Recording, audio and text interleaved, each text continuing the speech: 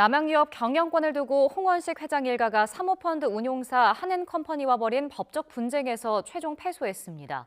이에 따라 남양유업 창업 후 60년간 이어온 오너 경영 체제가 막을 내리게 됐습니다.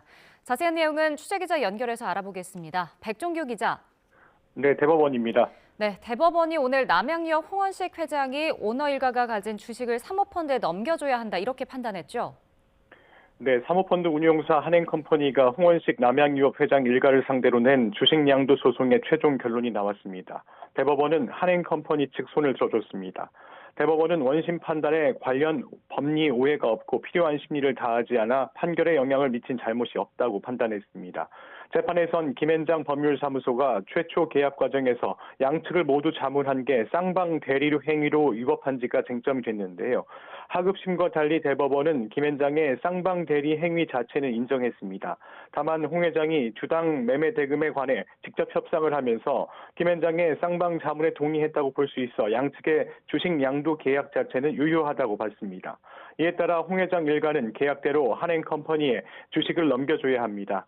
양측 법정 공방 발단은 지난 2021년으로 거슬러 올라갑니다.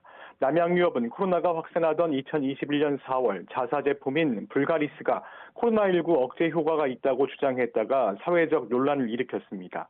이후 홍 회장은 허위 발표에 책임을 지며 5월 전격 사임을 발표했습니다. 이어 오너 일가가 보유한 회사 주식 52.63% 3,100억여 원의 원을 매각하는 조건으로 한엔컴퍼니와 주식 매매 계약을 맺었습니다.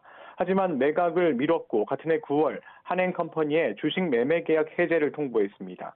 홍 회장 측은 한엔컴퍼니가 백미당 매각 제외, 오너 일가 처우 보장 등 계약 조건을 지키지 않았다는 이유를 들었습니다. 이에 한엔컴퍼니는 홍 회장 등을 상대로 거래 종결 의무를 조속히 이행하라며 주식 양도 소송을 제기했습니다. 재판 과정에서 홍 회장 측은 한엔컴퍼니가 부당하게 경영에 간섭을 했고 비밀 유지 의무를 위반했다며 계약 해지는 적법하다는 주장을 펼쳤습니다. 또 김앤장 법률사무소가 홍 회장 일가와 한엔컴퍼니를 쌍방 대리한 것을 두고도 변호사법 위반에 따른 계약 무효도 주장했습니다. 그러나 1심과 2심 모두 한엔컴퍼니 손을 들어줬습니다. 1심 재판부는 계약상 문제가 없다는 한엔컴퍼니 측 주장을 받아들여 계약대로 주식 이전 절차를 이행하라고 선고했습니다. 이어 쌍방 대리 주장에 대해서도 변호인들이 양측 의사 표현을 전달하는 보조 행위만 했다며 변호사가 스스로 의사 결정을 한 적이 없어 쌍방 대리했다고 보기 어렵다고 판단했습니다. 2심 재판부도 홍 회장 측이 제출한 자료를 검토했지만 변론을 다시 할 사유가 없다며 1심과 같은 판단을 유지했습니다.